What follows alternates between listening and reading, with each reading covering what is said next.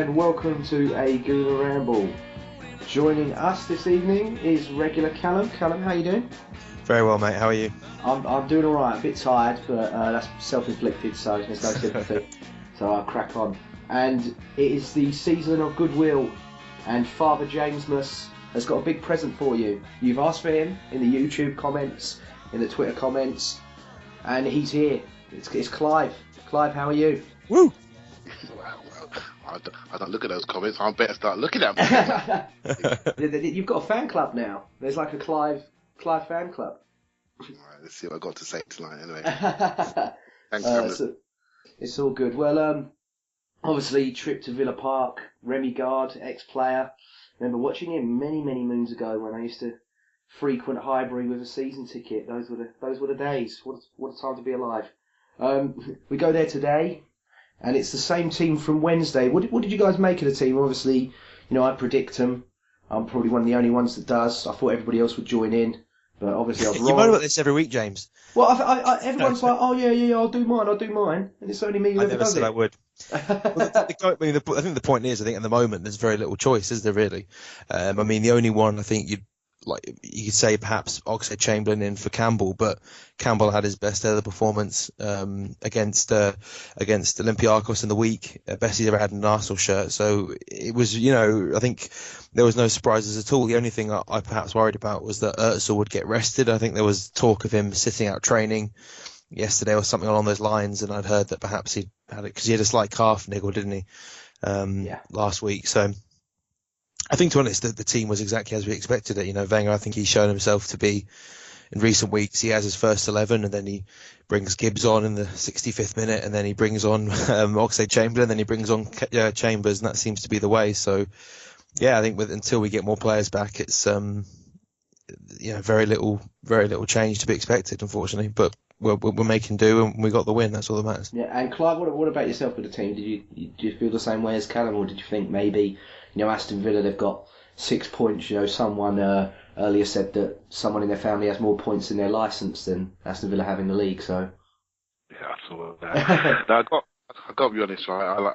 On match days, I wake up and I can always find a reason to worry. Right? So even though Villa only got 6 points, I could see trauma ahead. So I started to overthink it a little bit before the game, and I started to think, okay, maybe he's going to freshen it up, because Wednesday night was a massive effort, a massive sort of emotional effort on the players, and I thought, he might go to the cup final team. He might not play Giroud, he might play Walcott.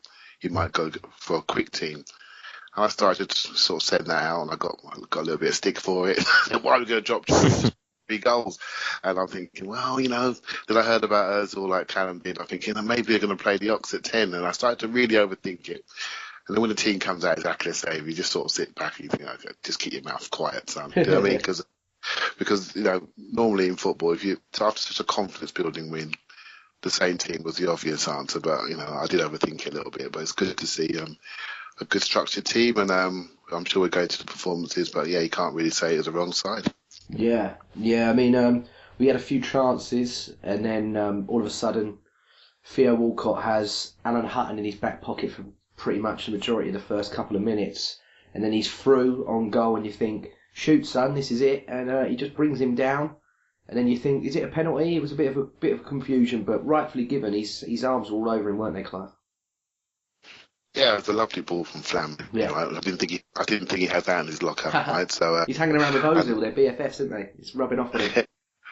And he thinks it over the top, and Theo was at real speed, and this is the trick now. Can he take it on? And he took it on really nice, and he cut in front of Hutton to slow him down, and Hutton he's a very stupid football player, right? So, and he just puts his arms on him, and to me it was a dead set penalty. Yeah. Right?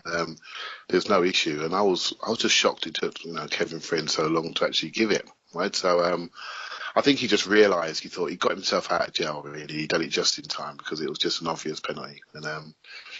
And yeah, it was a good. Arsenal were just cruising into the game. They started off at their normal pace, and I was really sort of looking to see how we would start.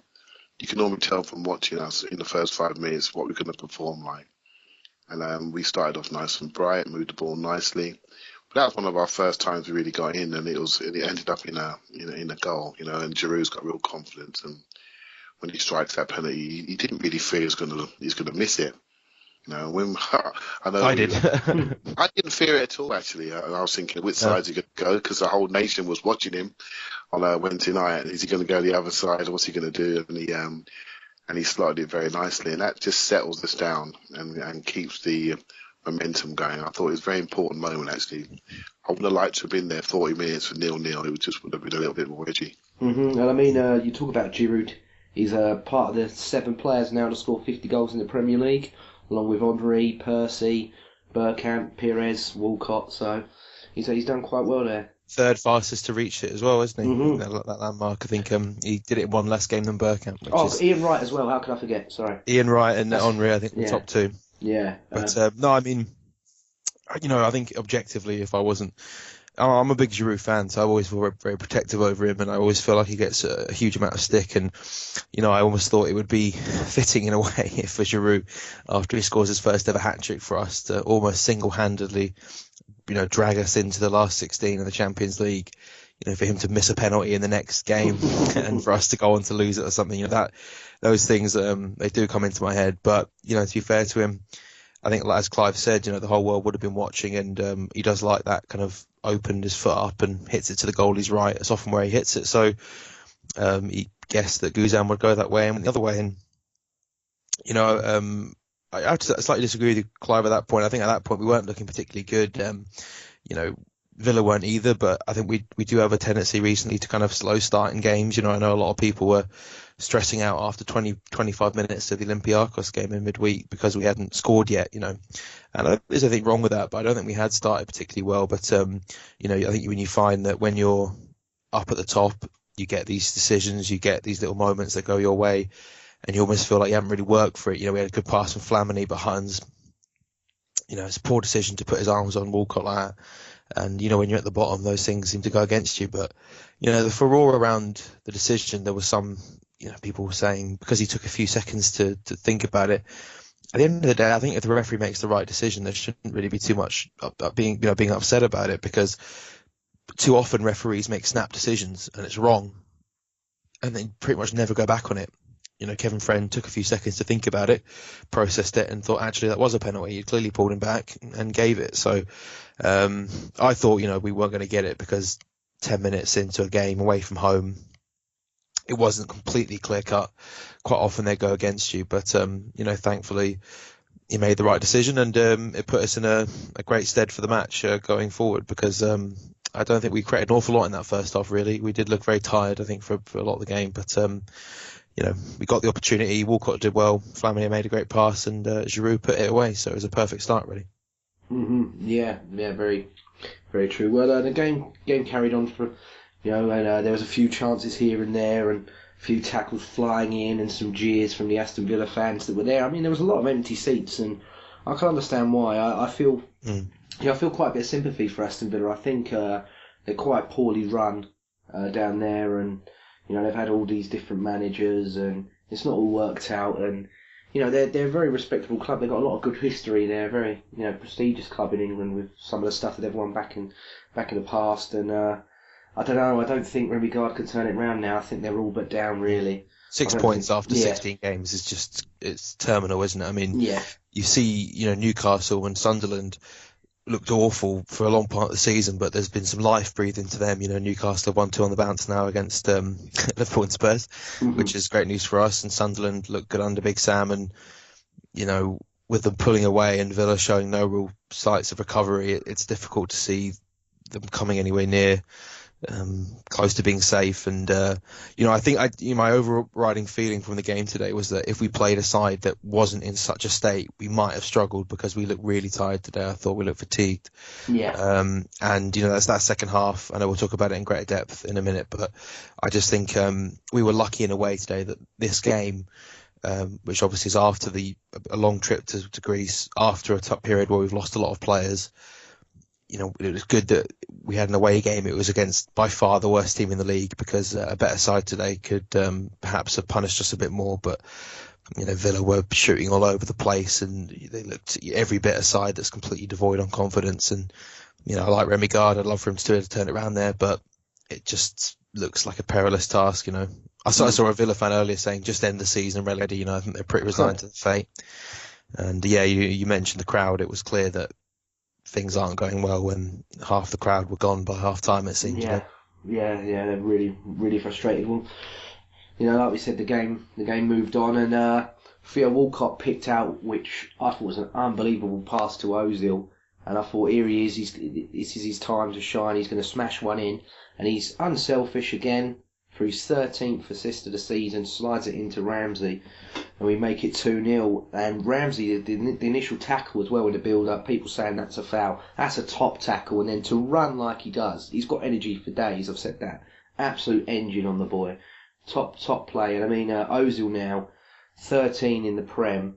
He's at the top, across Europe's top 5 leagues. Raphael, Douglas Costa, Gerard Deulofeu, all with 8, Mkhitaryan with 7. So he is the informed, creative player in Europe now. And Ramsey as well to score, goes up to 26 Premier League goals, so he overtook Mark Overmars as well.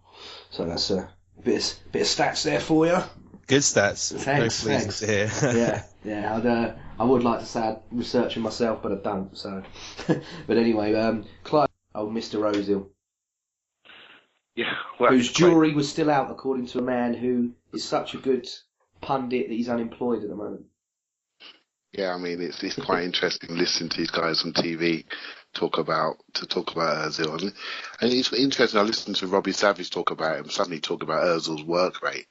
No one would have said that a year ago, but people feel brave enough to say that now because they actually are starting to understand his game and learn what he does, and how he moves and when he moves. I mean, I've watched football for many, many years, and I have to say, he's probably the most interesting player I've ever seen play football. Because when you watch him, you basically learn the game, right? So you learn what to do, you learn how to receive it, you learn about first-time touches, you learn about spinning your head, scanning the pitch, you learn about pace of pass. I mean, he really is an encyclopedia of watching football. You just look at him, and if you're talking, I talk to my son about the game, and he's a young player that's trying to do well, and I just say, just watch him, and he's got, he's just a perfectly technical player that understands football. He's just so intelligent. So you learn through watching him, and I sometimes think in this country, we don't recognise when somebody has something slightly different, and we're much more comfortable eulogising over things that we recognise, like the Robbie Savage type players. And I've said it a few times now, and I'm looking at Dele Alli at Tottenham, which you think he was a world beater, and he just runs up and down, and that's all he does. He runs up and down in straight lines. But we're comfortable going over that. And I think we should be sitting back and trying to produce players like Ozil and recognising that that's the way the game is played and that's what wins your big trophies, right? So rather than say that it's the jury out, so why can't we produce some of those ourselves? And that's what I really want to say about him. He was brilliant today. I don't think he was as massively influential because I think he definitely looked a little bit leg weary. I think Wenger made a point about he gets frustrated sometimes when he doesn't receive the ball back, and there was a bit in the second half when Oxlade-Chamberlain had a run and he went outside the man and took a shot, but there was a return pass back to Ozil and he would have slid it in, and he got substituted a minute later and he looked absolutely fuming as he walked off. And it's good actually to see the collective high standards that the team hold themselves under, because I don't know if you notice it, when someone plays a bad pass, they really are after them. They're after each other to keep their standard high. I've noticed that last few weeks. They really are putting each other under pressure to be accurate and efficient. And it's what that tells me is that this is a group that really wants to win something big. They're not scared of the big ones no more. They're not scared of saying we want to win the league. They seem to be all focused on it. And the manager said it. The players are talking about it. The fans feel it. And on the TV today, I watched it, you saw a club devoid of confidence, and you saw one club very confident about itself. Definitely. And it just screamed out at you, really. And I'll say as well, just before we touch on the second half, a credit to our fans, because I know half the Villa fans weren't even there, but the whole game, you could hear them. I don't know if it's... I think we got the best away support in the league at times, and it showed today. I mean, I think they're really getting a boost with the plus, so it's all well and good. But kicking on to the second half, and blimey, was it stressful, Callum? It was, and I think like as Clive said, he wakes up on match day and fears the worst. Even at 2-0 at half time, I just kind of had this feeling that, all might be well. You wouldn't have been surprised if they had gone and nicked a goal early on. We'd have been in for a real tough time. And, as I said, the fact that we were playing by far the worst team in the league was hugely beneficial today because their shooting was off, the final ball was off. But, we really did not perform well, and I think it was purely down to the fact that we had a tough game in midweek. You could see that. I think it was the right decision to stay with the same team because of our limited options and how well certain players played. But you could see they were leggy. Walcott and Campbell came off, I think, in 65 minutes or so, and they looked very tired. Özil and Giroud, who I thought both had good games, were a bit tired.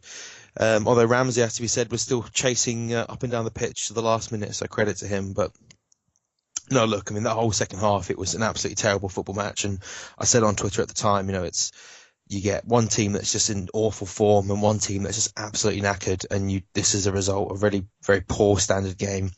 And, we didn't help ourselves by, dilly-dallying around the back. Czech uncharacteristically started messing around with it at the back a little bit, channeling his inner Chesney, which wasn't a good thing.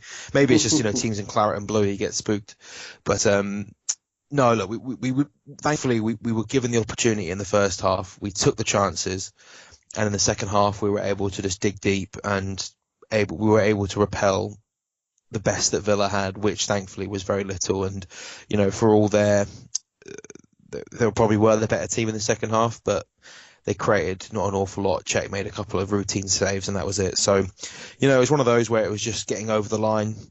It's cliche to say it's a sign of champions to win these games when you're not playing well. But I just think, given the injuries and the fitness issues we have at the moment, just getting the win was huge. And now, even though I really don't like Monday night games, we have 8 days rest, which is huge for us, especially with Alexis potentially coming back. So, yeah, very much a case of just job done, 3 points, and we can forget about that second half because we got through it, and that's all that matters at the end.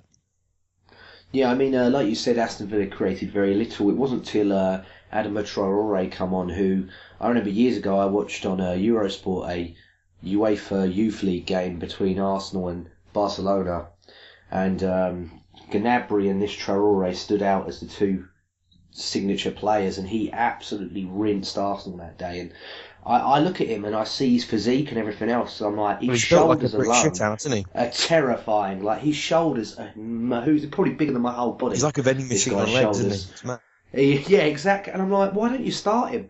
Because in the Premier League, he literally made Monreal look like a statue. Well, and I love Monreal. He absolutely bullied him. It was telling, wasn't it, that one run at the last 5 minutes was the highlight of their match, Thank God he hit the side netting, because I think it was last 5 minutes would have been. It was a case of this massive, incredibly quick player coming on and just exposing a defence that was tired. And, as I said, if it was any better, then we could have suffered, but thankfully he hit a shot just wide. But, yeah, perhaps he should have started. He looked pretty good.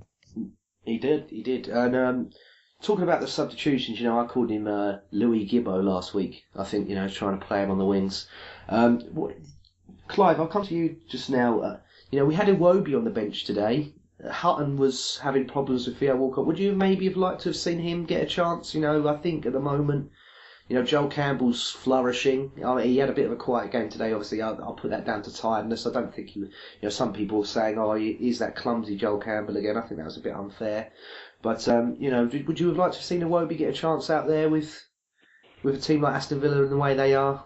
No, I thought the subs were perfect. I think just before the substitutions, we were not rocking because Villa are not good enough, but they were creating some oohs and ahs, right? Made us worry a little bit, and they didn't really punish us, right? So when we were sloppy, they just didn't really take their chances. So what he needed to do, he did it perfectly. He replaced 2 players that were lacking a bit of energy with 2 players with loads of energy. The moment he did that, the game swam back our way almost immediately.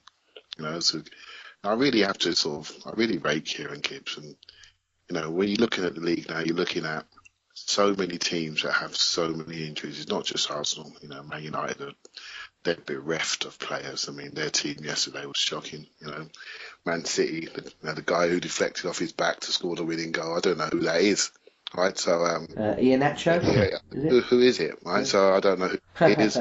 Liverpool have had injuries, and you look at all these teams really struggling with injury. And we get a player like Kieran Gibbs comes on, and he's proper Arsenal. He works very hard. He moves across the midfield. He looks after the football. You can bring him on for half an hour, and he looks like an Arsenal player. And those players are invaluable. I think we just got to start looking at the game slightly differently. We should be looking at players and how they play rather than if they're playing. Because, what we've seen, many of us written off Joel Campbell recently, and he's come in and had 2 or 3 really big games. He's blown up today. We're able to bring on Oxlade-Chamberlain, who can come on and do a 7 out of 10 game and still keep the ball moving in an Arsenal manner. And when we get more of this going next year, maybe trim the squad a little bit, a couple of the older guys and bring in a couple more, we're going to have a fantastic squad depth of Arsenal-type players. So Iwobi, he's a young kid, right? I think he needs to go on loan. We've only seen him play briefly. We're not sure what he is. He's moved around from left wing to centre mid in the under-21s. He needs to get some time on loan, much like Maitland-Niles is doing. And he will get that chance, no doubt, next year when players come back. I bet he goes on loan before the end of the season, And so, yeah. And he needs it. He needs to go and play. He needs to go and play with people who are playing for their mortgages, right? And that's what he needs to do rather than sitting on the Arsenal bench and playing up the green grass at Colney. He needs to play for real points, right? And when it means something, promotion or relegation. And that would be great for his development. So, no, I'm really pleased. I thought Wenger got the subs right today. I thought he got them right on Wednesday. I thought he did it perfectly, really. And Wenger's in form. You can't criticise him. He's in top form. We've got to give him some praise. Yeah, I think sorry, can I just comment on that, James? Yeah, of course you can, yeah. I think, Clive, the point he makes about Gibbs and Oxlade-Chamberlain is spot on because, first of all, with Gibbs, I've seen a lot of people say he's not good enough. We need to sell him. We need to get better, because he's never going to be able to challenge Monreal. Well, I think, realistically, we have to remember that we do have to have a certain amount of homegrown players in the squad, and we do have to have a certain amount of players that are willing to play in reduced roles because, with your defence, you don't really like to mix and match too much. And obviously with Monreal, he's at such a good standard that we need someone who's willing to play as a second choice left back or, as Gibbs does, but also, he's happy to do this kind of makeshift role when we've got the lead. He comes on and he gives us a bit of energy, a bit of pace and some more defensive stability. So I think whilst Gibbs perhaps hasn't developed to the level that we all hoped he would, the fact that he's doing this role, and I think he's doing it pretty well, is commendable. And of course, of a season, you need these sort of players.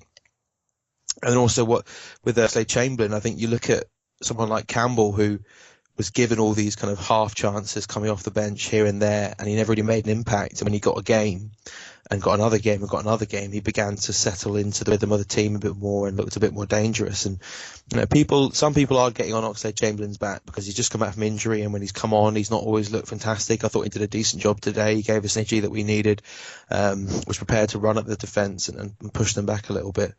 But I do think people need to look at Campbell and see that players do need, unless they're the best players, they do often need a few games to get into their rhythm to really have an impact. And, both of them, as Clive said, were made a difference when they came on.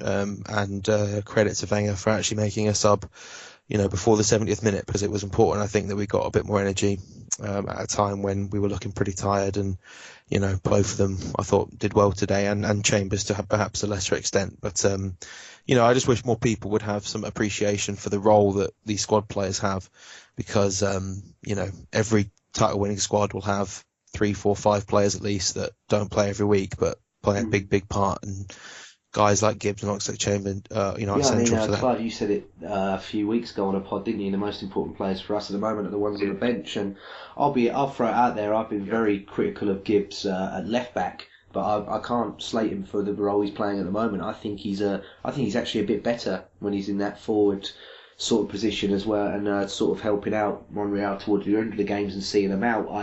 For me, Gibbs at left back, sometimes I've questioned his concentration in games. I think for a full 90 minutes. So he was prone to switching off, and then a ball got in behind and it led to a goal, or he'd make a silly tackle here and something like that. But at the moment, I can't slate him at all. I think he's been brilliant in that role. But I'll quickly kick on Joel Campbell because, like I said, a lot of people are saying things. And yesterday I watched a bit of Soccer Saturday, and Paul Merson, he can be quite controversial sometimes what he says.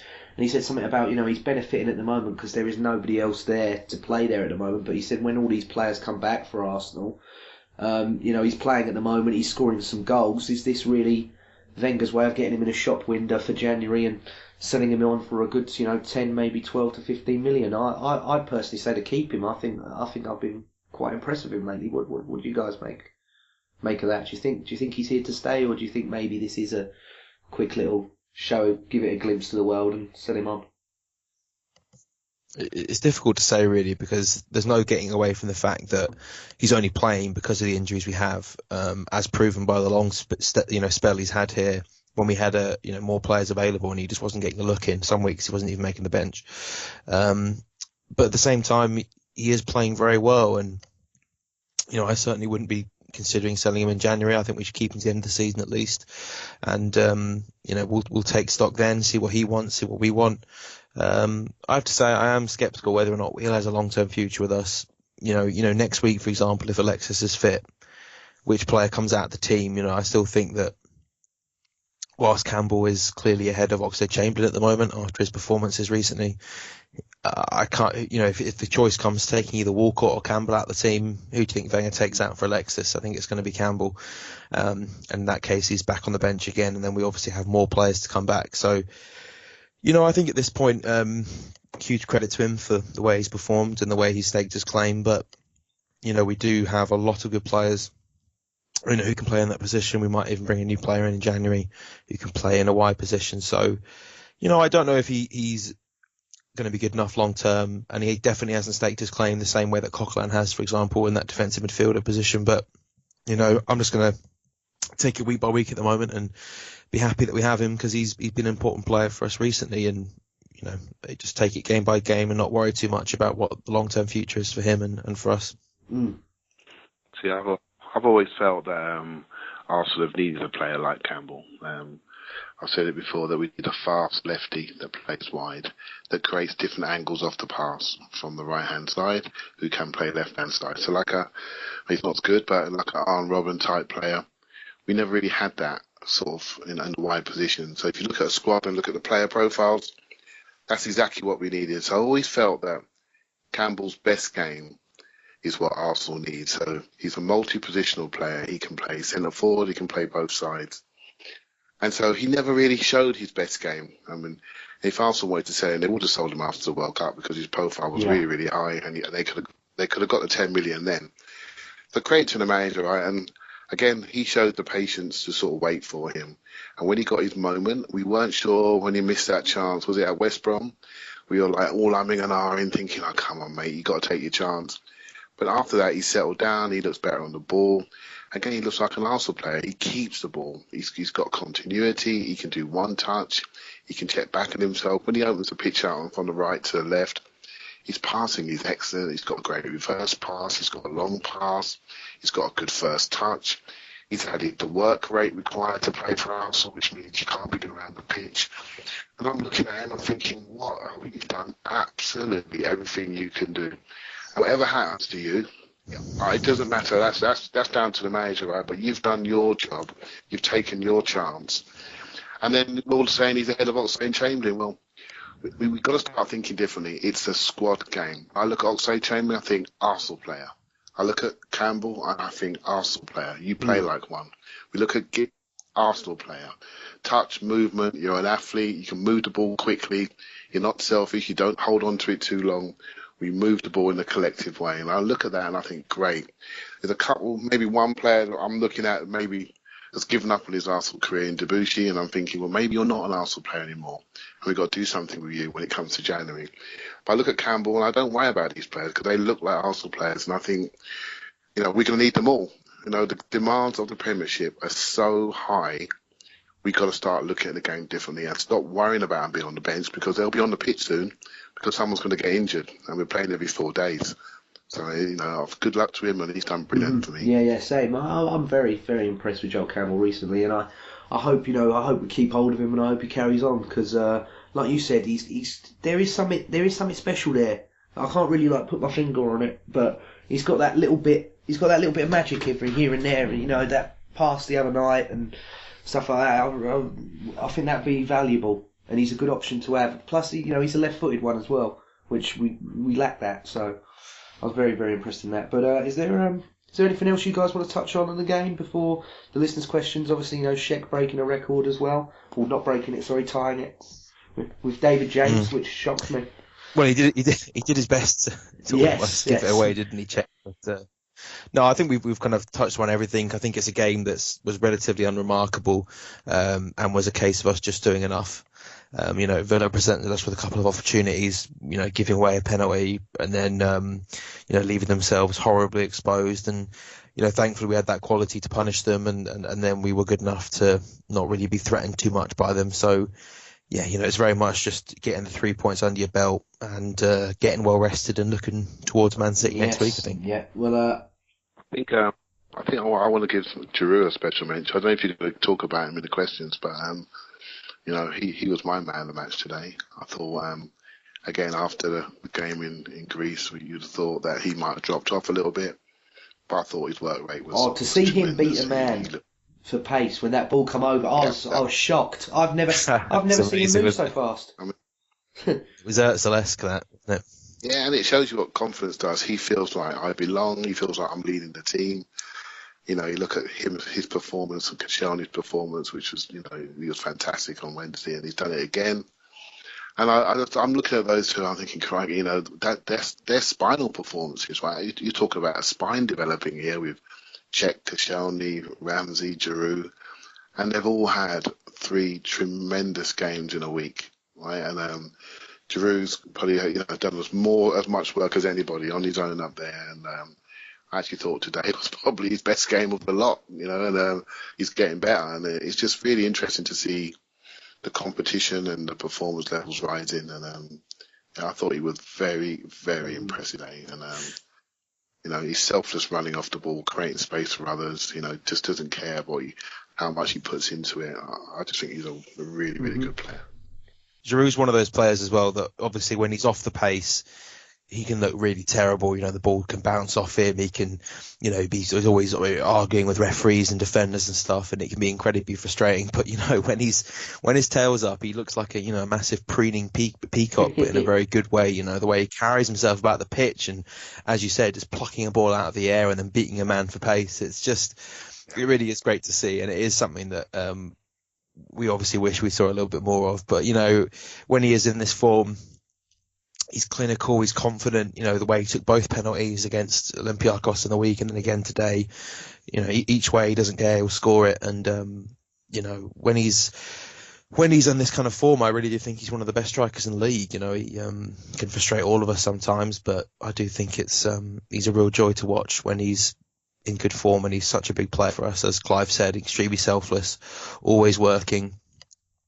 And when he has that confidence, he doesn't let anything get him down. He just keeps going. He keeps plugging away, and he got his goal today. Callum, you said it there, right? He doesn't let anything get him down, and that's the trick with him. When he gets involved with the referees and centre halves, that's when he loses his game. So against Vertonghen, he lost his marbles a little bit, right? When he loses his focus on Wednesday night, he had a bit of a row with the ref. And I thought, if Raul was centre backs, I thought, he's going to lose his mind in a big game again. And when he does that, he doesn't score. But he did score. Once he started scoring, he took it out on them angrily. And I was really impressed with the fact that he retained his focus. Well, last week, of course, he conceded the own goal and then went and scored. Exactly. And made up for it, didn't he? So it's a perfect example. That's a huge step forward for him, because when he does get rattled, he's done.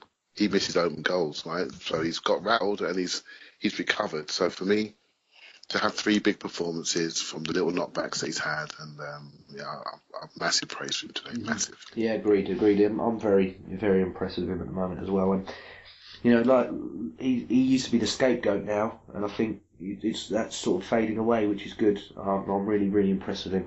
So can't moan there. But let's kick into the old listeners' questions, and we got one here from A96OA, and he says, why does Ozil still get flack even though he performs well?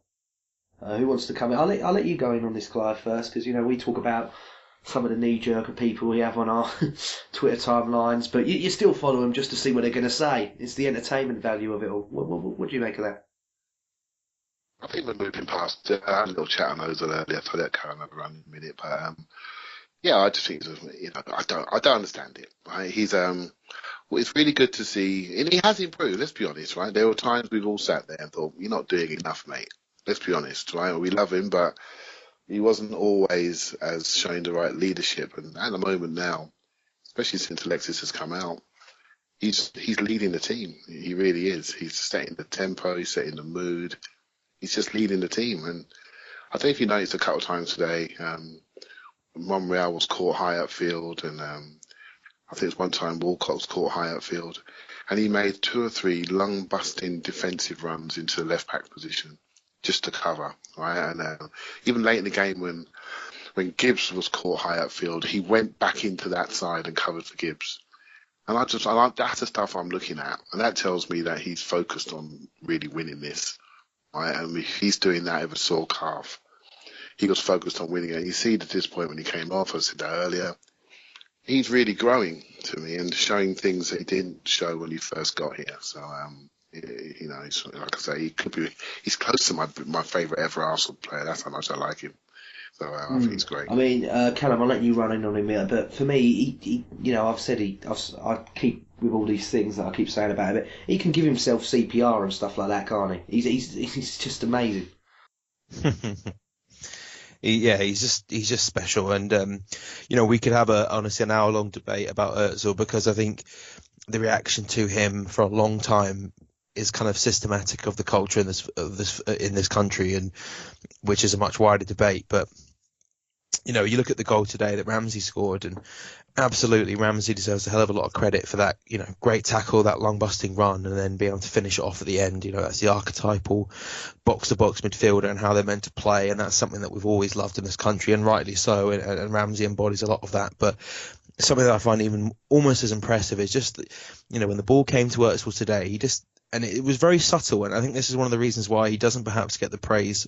I mean, he's getting much more of it, and rightly so, but a lot of what he does, a lot of his brilliance is very subtle. So when he received the ball, you could see the way he moved with his body, that he was looking as if he was going to shoot, and I thought he was going to pull the trigger, the way he moved.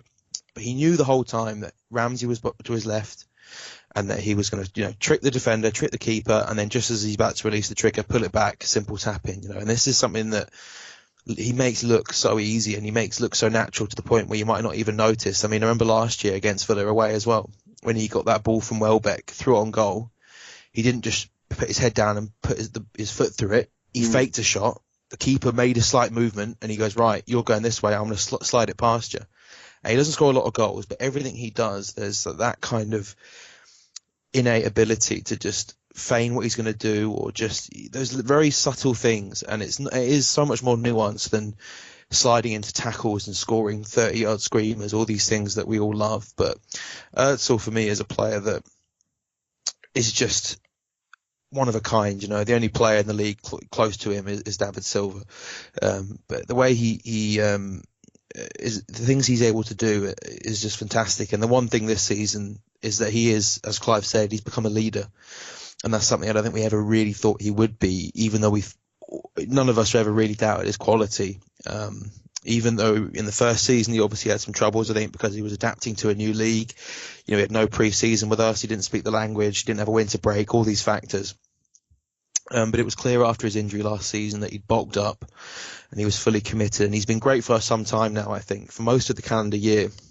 And it's only really these last few weeks and months when he started putting a huge number of assists to his name that people have been forced to take notice of it. But whilst we all love the flashy passes and the great vision, and that is a huge part of his game and something that I love, so much of it is those selfless runs he makes off the ball, like Clive says, that he won't get the credit for. But if you really watch him and see what he's doing for the team, he's working as hard as anyone. It's just that he's, rather than, harrying defenders and sliding into tackles, he's always looking to find that space, because that's where he's the most dangerous. And like Clive said, he's becoming a favourite, and I think it's just he's so unique, and the fact that he's an Arsenal player, genuinely, I still have to pinch myself sometimes. I still remember the day we signed him. I still remember I was at Legoland, believe it or not, and I was checking Twitter all day because I'd heard we might sign him, and that night was just fantastic. Was Legoland that boring?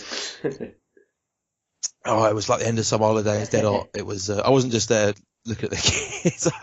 I was with my family. But I remember that all that day being like, we can't. I didn't believe we were really going to sign him. That was the point I'm making. It was kind of surreal because he was one of those superstars. And as much as we all love Alexis for reasons that I don't have to describe, just seeing us all in full flow, it's just one of the most glorious things you can see as a football fan, let alone an Arsenal fan, and it's just a real joy to have him in our team and to see him leading the side and the way he's doing. It's just brilliant, and I'd love nothing more than him to lead us to the title this season. And if he does, he'll be the man, based on these last few weeks and months, he'll be the man who does it for us. Obviously, you need more than one player to win the league for you, but in these last few weeks, when we've had injuries and a bit of poor form, he's been scoring or he's been assisting every week. And it's even if he costs £42 million, that's still extraordinary work. And he's just my favourite thing about Arsenal at the moment is Mesut Ozil. It's just an absolute pleasure to watch him every week. I'll pop a question to both of you, adding on to that. Do you think he'll break Thierry Henry's record? I'll go to you first, Clive. Do you think he'll do it? I don't really look at stuff like that, right? I look at how he plays. He probably will do, right? And because we're going to score a lot more goals in the second half of the season when we get more players back and we have more fresh attackers. But the way he plays, he spooks players, and he's, apart from his technique and passing and pace of pass and awareness, the number one trick he has is he hardly ever looks at the ball. So if you're a defender and you press a player, what you want him to do is get his head down. He never gets his head down. He keeps his head up.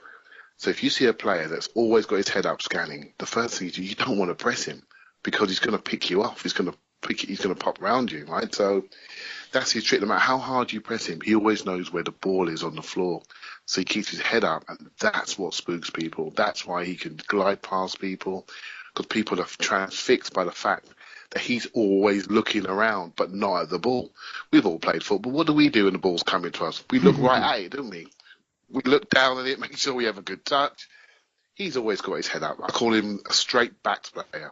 And they're the ones that are spooky. Bergkamp had the same thing. I was watching Jackson this week play for Wolfsburg. He's got the same style, straight-backed, upright, always moving. And those are the players that glide past people because people are looking at their faces because they're not looking at the ball and they've got total control where the ball is. And he's a very special footballer, definitely.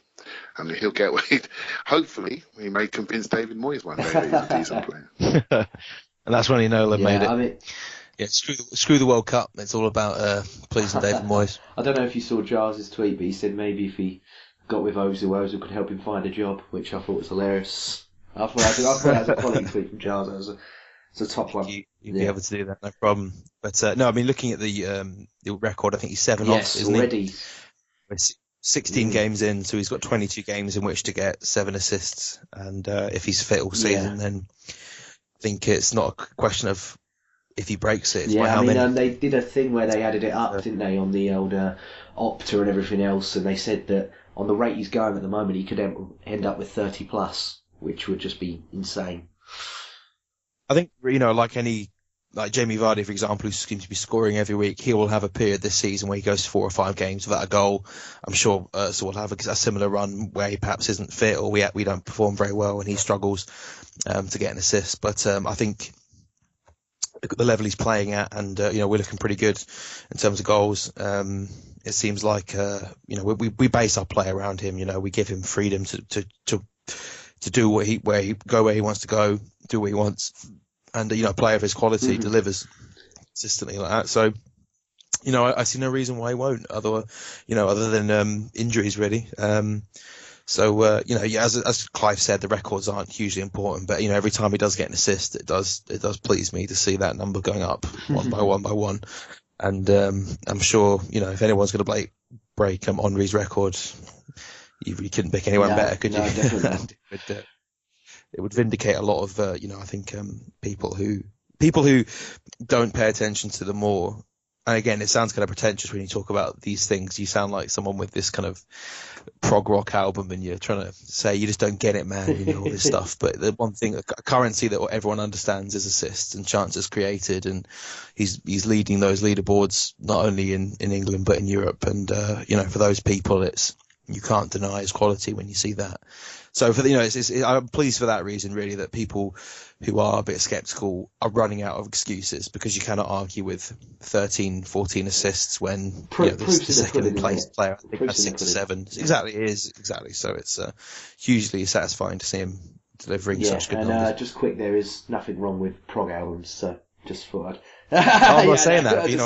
Just in case people think me and you hipster to sound, you just don't get it for whatever reason, which you can, that's often labelled against Arsenal fans who have been perhaps in periods where Arsenal's not been quite as good.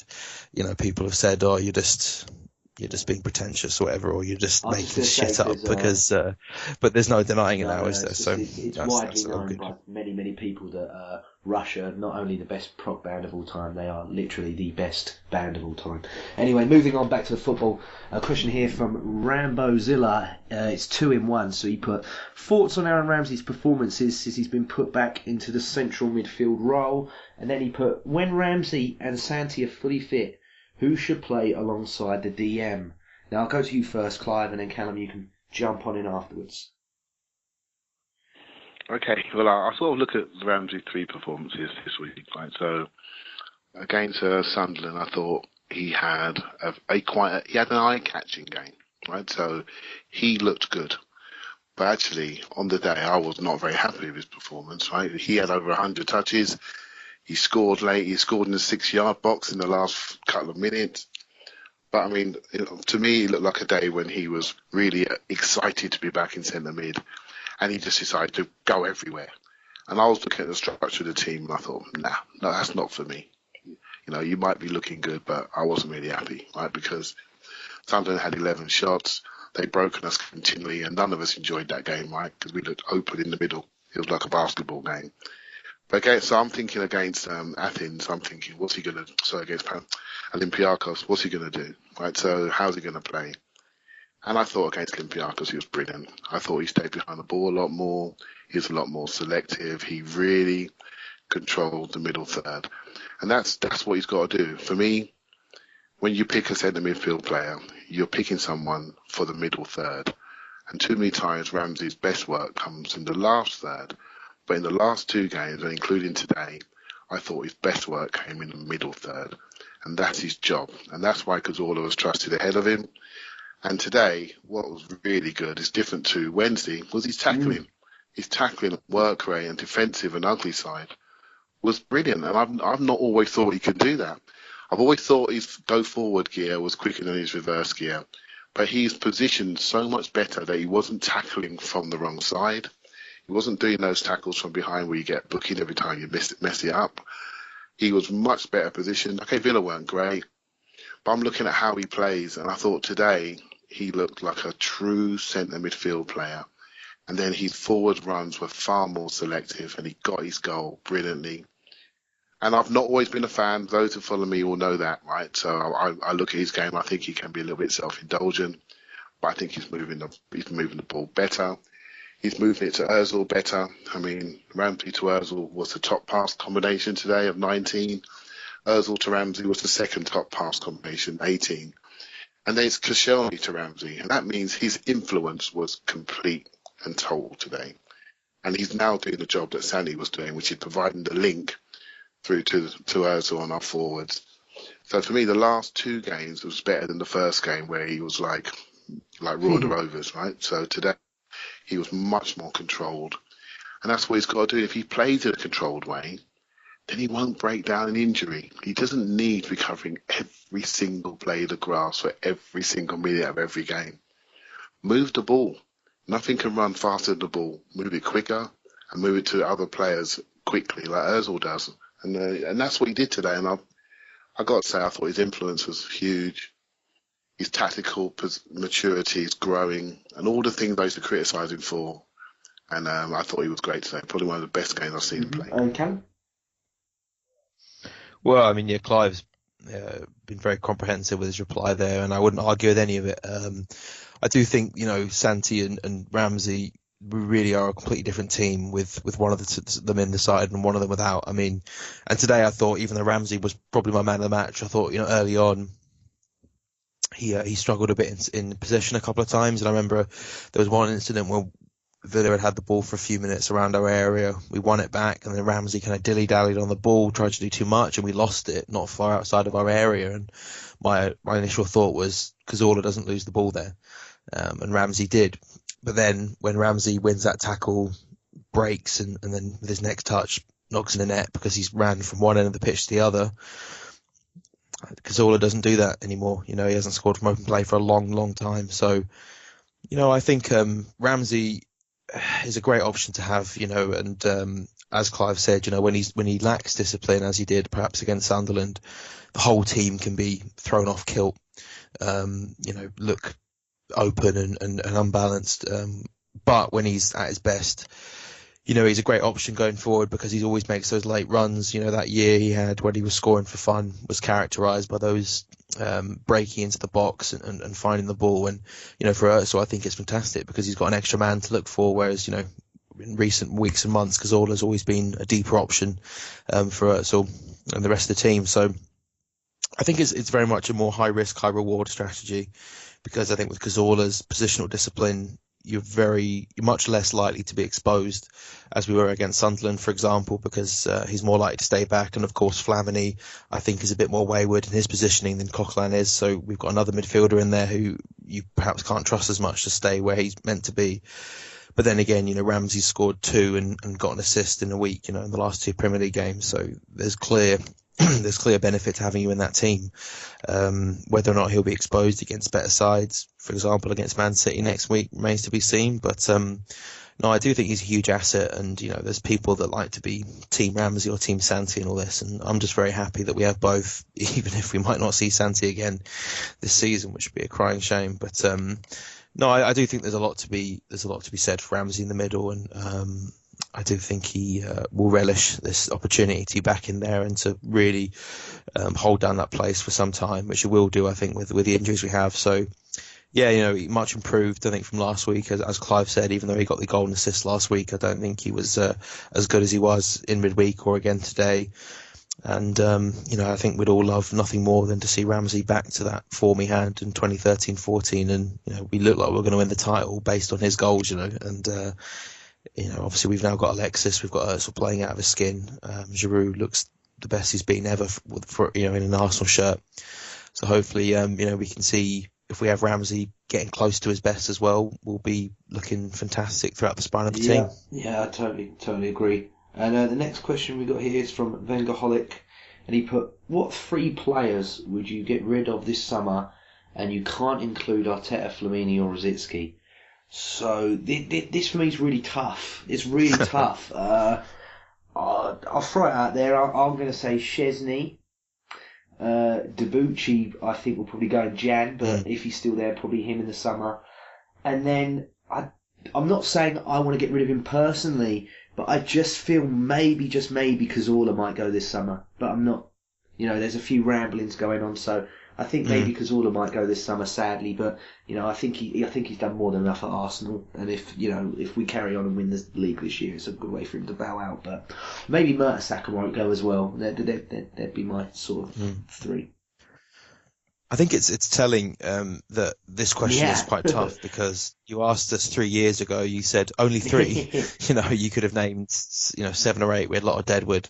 That was a result of some hasty business in the transfer market. But genuinely, I think Clive mentioned we have a lot of players that you just look at and say you're an Arsenal player. Guys that have their role, even if they're not on the first name of the team sheet, they're still valuable players. I won't be crying if Szczesny leaves. I have to say his attitude is a problem. We have a better goalkeeper now in Czech. Debuchy, his head's gone. I like him as a player. I think he's had a lot of bad luck with us, losing his place thanks to injury, really. And I guess if I had to pick a third, I'd probably say Ospina because I think he needs to play regularly at his age and, being a number 1 for your national team, that's only going to be the case for so long if you're not playing. And, I think Cech is so nailed on for number one now. I wouldn't be too upset if Ospina left and we brought in a new second choice player. So, but again, I'd be happy if Ospina stayed. Debussy's a different case, I think, because his head's gone completely. He wants to leave. And with Szczesny, if he came back and was second choice or third choice, I wouldn't be too upset either. But at the same time, I think his time was probably up. So that's what I'd pick. But at the same time, as I said, there's no one else really that I want to see the back of. There's a lot of players in this squad I like, and I feel like I have a role to play. And with Santi, I do think you have a point. I think with him, it's always felt like a year away or so from him going back to Spain, and this injury and stuff might be the precursor for that. And if it means we get Isco, for example, I wouldn't be too upset. But I do think it would be understandable if he wanted to leave and go back to Spain. And I think if that was the case, we'd let him, and with a heavy heart. But I'd hate for him to leave, but I wouldn't be at all surprised. Yeah, and Clive, yourself? There isn't that many to choose from, really. So while you were both talking, I was thinking completely different. Who we're going to buy, right? So what we're going to add. I mean, the players that are not quite there are quite obvious, right? And I do agree with Ospina. I think he really, really lost a lot of confidence of the Arsenal fans and the players. More importantly, you can see that the players didn't really trust him when he was playing, and that's a big blow. It's quite interesting. I read something about Joel Campbell this week. I think Adrian Clark wrote something really well, and he sort of said he felt that the other players started to trust Joel Campbell, and that's a big thing if you're a footballer. If other players are not giving you the ball, or they're giving you the ball and they're a little bit worried you're going to do it, you can feel it in the crowd when someone's not trusted. And I think Ospina's lost a lot of trust, and I think that may see him go.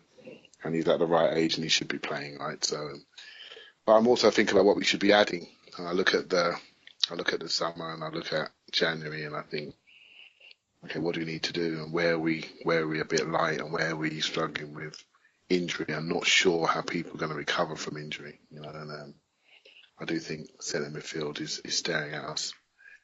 Maybe a different body type, slightly taller, slightly more rangy in running, a bit more physical and a bit more intense in the challenge.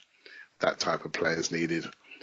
And I think potentially in the summer, I think everyone thinks you need another centre forward, but I still feel that he may buy a one-on-one dribbler, a wide person, because those players are the ones that break down coaching manuals, right? So, the players like Douglas Costa and players like Lucas Moura, those types, the dribblers. Do you like Griezmann, Clive? Would you take Griezmann? I think Griezmann's. I'm not a fan personally. I know he scores a lot of goals this year, but I think he's okay. But I think he's one of those players that suits the league that he's in. I'm not sure what he is. He's a bit of a forward sometimes, and he plays. And he's a bit small. I think he's not as dynamic as say a Sanchez or not say Chamberlain or a Lucas Moura or someone like that, or Drax. He's not quite as dynamic as them, but he's quite a technical finisher. And he does use his head well for someone quite small. But I think those one-on-one players are really important. And you look at what Bayern Munich do; they always make sure they have 3 or 4 of those, because they're the ones that create the overloads. Once you beat the man, you can always create the extra man, and that's where football's going. It's all about creating the overlap, the overload, and I think those type of players are invaluable. And our wide players tend to be players that do well out wide, but a lot of them can play central. So don't buy a central player, buy a wide player. And then some of those wide players we use today can play central as an option. That's where I think we're heading. And but I also think there's a couple of special youngsters that will get through. And I don't imagine we're going to buy 4 or 5. We may add 1 or 2 between now and the summer. And then we'll make some space for the younger ones to come through. Yeah, hopefully. I mean, there's a plethora of young talent that I'd like to see play. I mean, I think he probably won't, but that Wellington Silva that's on loan at Bolton, I always thought maybe you hear ramblings about him and then he had all this problem with his attitude, or he does this off the pitch, he does that off the pitch, and I don't know, I don't think he'd probably ever get a game for Arsenal, sadly, but I would have liked to have seen what he could do, from just reading about him. I think the one to watch will probably be Iwobi will probably go out, and Maitland-Niles will probably come back. and that's the one to watch. He's had a year playing against men. He's strong. He's quick. He uses the ball well. In a year's time, he's going to be more of a man. He'll be quite an interesting player to watch. Yeah. I mean, Ipswich are there or thereabouts, aren't they, in the Championship at the moment? I mean, if he can help get them up, then maybe we will look at him. Yeah, Maitland, I think, has a chance. Obviously, Jeffrey Adelaide is the one, but we don't, he's growing by the minute. He's about 6 foot already. I mean, he's going to be something else, right? That's obvious. It's just a matter of when, and the manager will know when that is. I don't think he'll be going alone, put it that way. I think the disappointing thing is we haven't seen. You remember when Wilshere went to Bolton? I mean, he was playing regular Premier League football and he looked brilliant, and that was at a very young age. I think he was only 16, 17 at the time, and that was like a real wow. We've got a player here, and we've got a lot of players that are on loan in the Championship, or and it's difficult to say. It's such a big jump to be a very good Championship player to being a capable squad player for Arsenal. This is such a big jump. I do think it's a shame that we've not had a player that's gone on loan to another Premier club and really made an impact for some time, unless I'm thinking of missing someone out altogether. Well, I thought it'd be Gnabry, but obviously Pulis isn't a he's fan not getting or something, any minutes. I don't know. No, Gnabry's development, the way that's stalled, is really disappointing because he, 2013-14, when we came in when we needed him, he really did play well for a brief period, and as is ever the case, we've got Jenkinson at West Ham as well, who. Well, he's not exactly, really young. He's 23. I mean, I'm all for Jenkinson coming same. back. I've been a huge fan of his, and I think the biggest issue is getting him in a position where he wants to come back, knowing that Bellerin will be ahead of him. He's an Arsenal lad, but having played regular football for West Ham, very difficult to sell that to a player to give that all up for a makeshift role potentially. But if he wants to stay, I thought we might have sold him in the summer, and the fact that we didn't, I think, shows that Wenger wants him to have a future here. And if we can convince him, it'd be a perfect replacement for Debussy, as far as I'm concerned. I know. Can I just go back on that a minute, Jay? On Gnabry, he's a very interesting one, right? Because he was flying a couple of years ago. I remember the goal that Swansea scored. And then he lost a full calendar year out with a knee injury. Right? And injury at that time when you're developing your body, it's a career killer. It really is. And I don't know, he actually put on a little bit of weight as he was coming back. He wasn't quite as quick and explosive as he was. And he's gone to West Brom, and Tony Pulis has called him out. He said, "You're not fit enough to play for me." And Wenger has backed Pulis and said, "I think he's got a man up." And funny enough, he's on the bench today. I don't know if he got on, but that's a massive progress step to be on the bench with Tony Pulis, a hard-working team. So he's obviously working at his game. So we should be watching him, because the next 6 months it's absolutely critical for his Arsenal career. If he doesn't work hard, he could be done at Arsenal. So it goes to show you the pressure of the football. And if you think back to Benica Fobi, right? Benica Fobi was the superstar of the Arsenal youth team. He got an injury at the wrong time, and his career development stalled. He had to go out on loan and make his name somewhere else. And now he can get back in the Premiership again, because people are looking to buy him in January, and he's reached the level again. It may not be Champions League level, but it just shows you injury at the wrong time can kill you. And I look at Gnabry and I look at, say, Jordan Ibe at Liverpool. Similar players, stocky winger with a big shot. Jordan Ibe, no injury, playing in the first team now and again. Serge Gnabry, year and a bit out of injury. It's at West Brom's bench trying to get minutes. And it can be a career killer, and I think it's important that we stay really, really patient. And to touch on your point, Callum, about it's a shame you haven't seen players come through. I just think it's a bit harder now with the foreign players being there. I was looking at Spurs today, and they got a young player called Tom Cowell, right? So I know a little bit about him. He was a very small player coming through the academy. Every year he played a year down, and everyone thought he wasn't going to make it. And he's basically gone all around the leagues on loan. He got his scholarship, he came through, went around the leagues on loan. He was at Swansea on loan. And at 23 today, he made his Premiership debut. So that means he's been there all through his youth, and he's made his Premiership debut at 23. I actually applaud Spurs for that. That shows the patience to get someone through to their first team. Every person's road is different, And we've just got to look and say, okay, this takes time. Joel Campbell, 23, we just seen him play a decent game for Arsenal. He's been with us 4 years. Well, look at Coquelin as well. Exactly. He was playing left mid for Freiburg the year before last. Was voted one of the worst players in the Bundesliga. You got it. I was about to say the same thing. And so we just got, as fans, I'm getting educated myself about player development, being patient, not writing people off, looking at them and looking at how they play. And I always say to myself, is he an Arsenal player? Does he look like one? And I can say that because my manager has developed a style of play and the type of players that he likes. And I know what they are now. I can now look and say he's an Arsenal player. All the ones we've spoken about tonight are all definite Arsenal type players. And I hope they've got a long future with us. Mm-hmm. Agreed. And I'll just go into the last listener question here. It's from my favourite guy who asks questions at the moment, just for his Twitter handle. It's Shecky Nando's lad. He's put, Everton want Chambers. Would you let him go for cash and player deal for Galloway or another player, as they view him as a Stones replacement? Now, some people replied to this and put Lukaku, and other people said that they would have John Stones, which for me could be good because then I can get the name on the back of my shirt. Like, and then people could be like, "Oh, is it your surname?" And I'll be like, "No, it's John Stones," which would be quite cool. So, yeah, exactly. But I don't know. I'd be quite upset to let go of Chambers. I still think there's something there that he can give.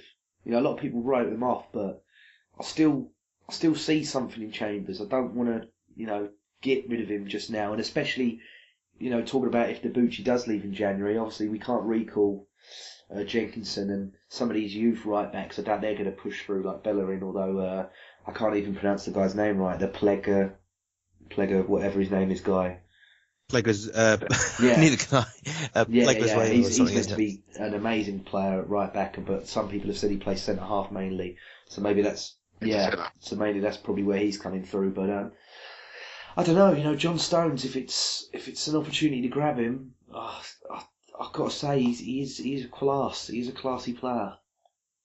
I'm not. To be honest, I think they're talking about if they did lose Stones, to United or whoever, or Chelsea for 50 million, 40 million, they'd go for Chambers.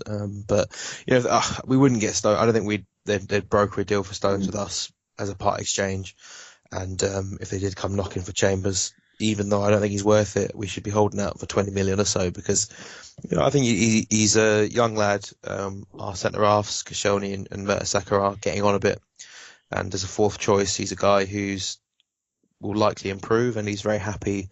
Well, we don't know if he's happy or not, but he's content with his role in the sense that he doesn't complain about it. He gets on with it, and he makes the most of the chances he's getting. So, I've got some people have written him off already, but I have no desire to sell him, and we have no real reason to let him go for a fee that Everton would be willing to pay. So, I don't think we should be considering letting him go this early anyway. And yourself, Clive? Well, I like Callum Chambers. Right? I'm a big fan of his, and I do remember his early games, and I often sort of tweet out videos of him just to remind people that he can actually put one foot in front of the other and play football, right? And he has played for England and all the rest of it. People's memories are very short. But I am going to say right now is that players like John Stones come along every sort of 10 years or so. I think he's that good. We're looking at Rio Ferdinand, that's what we're looking at. And when Man United, when they used to be a proper club, they would just go and buy off the top shelf to go and buy who's the best centre-half in England? It's Rio Ferdinand. Done. 29 million. Who's the best centre-forward? A young centre-forward? Wayne Rooney. Done. 28 million. Now they're buying Schweinsteigers, right? So they get what they deserve, right? Giving people pensions. We're in a situation now where John Stones, he's a special player, right-sided centre-half. He's English. He's going to be England's captain. If there is a chance to get him, we need to be in there, right? Because he is going to be Real Madrid, Barcelona level player. I mean, that's how good he's going to be. He's very young. When he builds up, he's going to be brilliant. He's already brilliant. He's running games from the back. His distribution. We talk about Arsenal players. Yeah. Well, that is it right there. He's way fires the ball into midfield. He travels with the ball. His potential is just huge, and I don't know who's going to get him.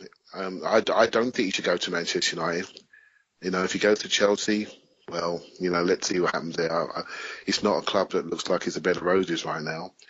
Man City, they could potentially spend a lot of money on him. The environment there is great. They could, and if they get Guardiola, they're going to be the highest profile club in the country, if not already. And then you look at Arsenal. If you're a footballer and you're looking at it from a sporting perspective, which team suits how he plays the most? Yeah. It's Arsenal, isn't it? To think of a partnership with him and Koscielny, or you're drooling about it, aren't you? You know.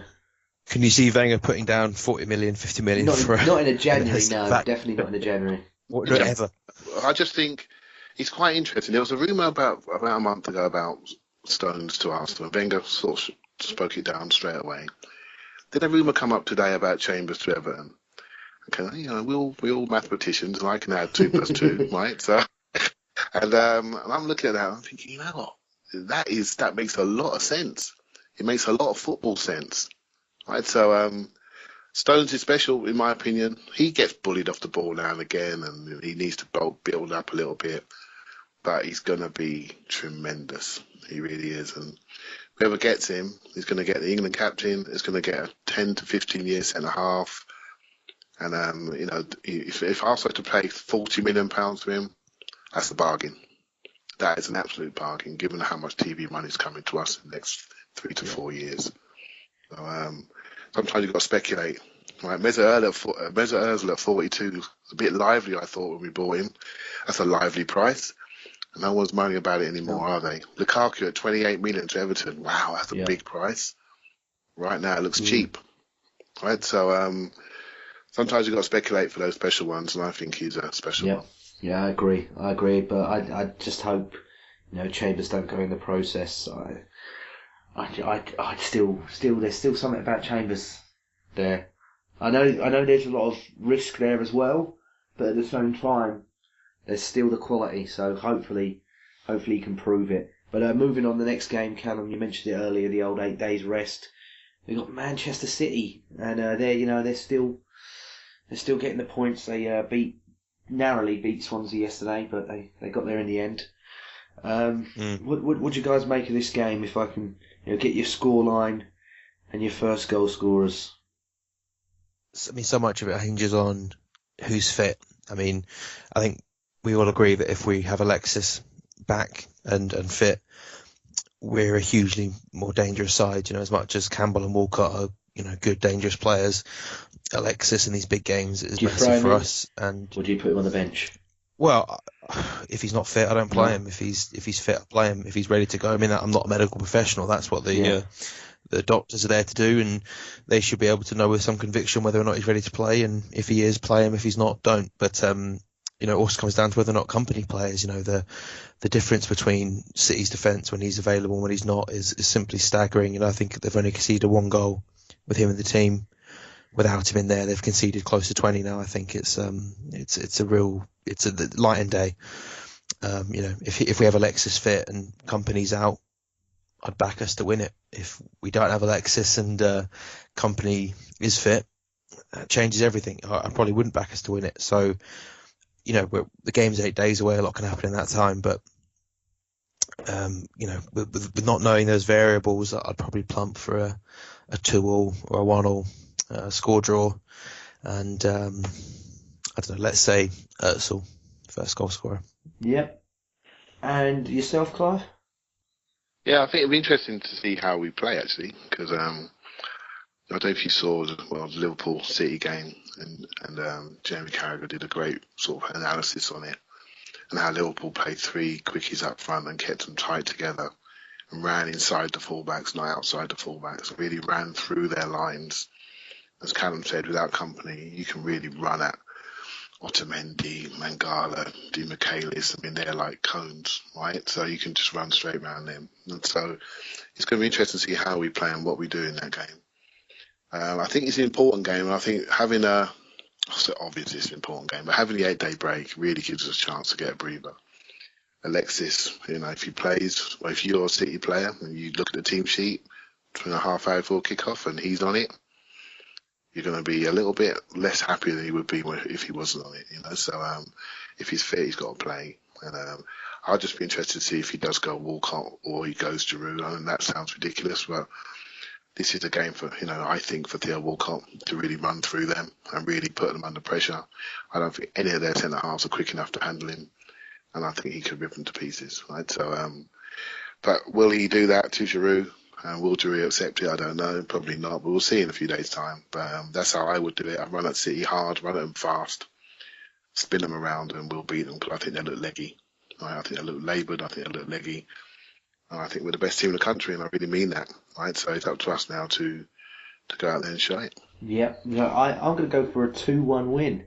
And I'm sort of excited yet nervous about how Flamini plays. Because I think they'll look at him and go, that's one where we can exploit.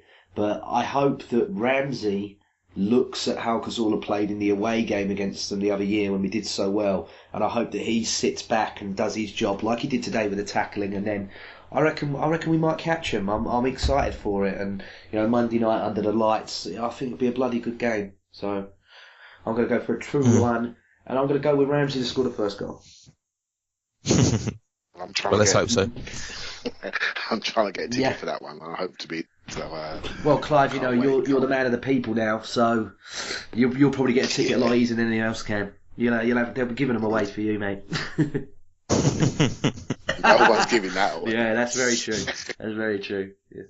And anyway, well, I'll wrap that up there, guys. So I want to thank Callum for coming on. Thank you, Callum, mate. Oh, my pleasure, mate. No worries, and thank you to you, Clive, as well. Thank you very much. Really enjoyed it. Thanks, man. No worries. And that's been a Gooner Ramble. Remember to subscribe on iTunes, YouTube, Instagram, Twitter. Have we got a Facebook yet? You asked this most weeks. Yeah. We'll let you. There'll be a memo, James, when we have Facebook. All right.